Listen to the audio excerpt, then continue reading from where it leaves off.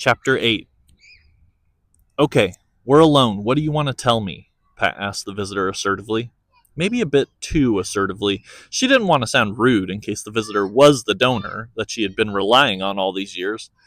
On the other hand, this guy had ambushed her, and she was getting coffee in her hometown, so being rude wasn't out of the ordinary.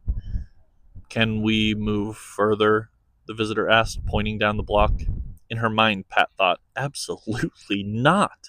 Was this guy crazy?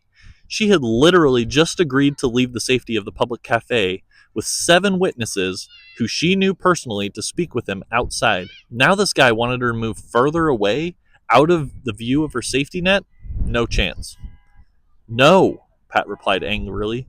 Just tell me what you want. The visitor began taking uneasy steps backward, one after the other, until he was roughly 8 feet away from Pat. The process took about 20 seconds, and he almost fell over twice. Once he had gone far enough to clear the view of those inside Harvey's cafe, he stopped and waited, wiggling slightly. Please, come closer so I don't have to yell, he said loudly. Pat was uneasy, but the entire front of Harvey's was windows.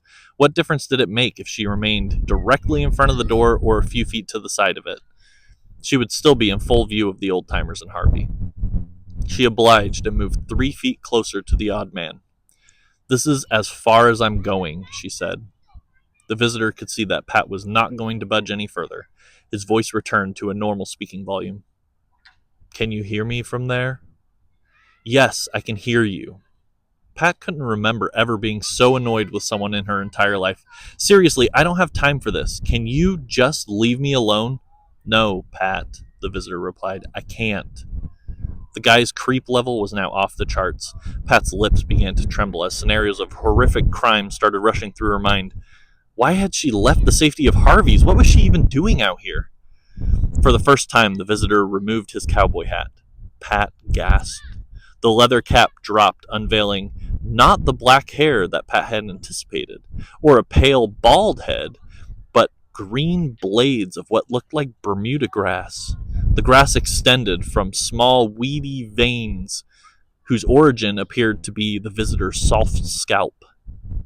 Horrified, Pat turned to run. Pat, the monster called, the radio station must go back on air. Pat wasn't going to stand by and listen to any explanation from this freak. She had seen The Thing, They Live, The Faculty, Invasion of the Body Snatchers, countless on-screen versions of the same scenario, and none of them ended up good for the humans involved. Harvey and those old men weren't going to protect her from a literal monster. Pat turned around and bolted for her vehicle.